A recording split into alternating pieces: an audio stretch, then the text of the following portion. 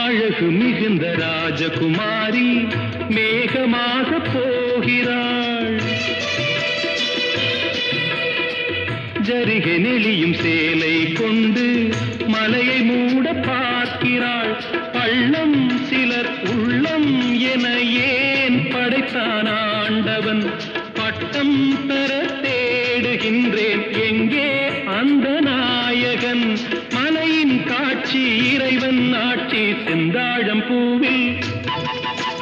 செந்தாழம் பூவில் வந்தாடும் தென்றல் என் மீது மோதுதம்மா.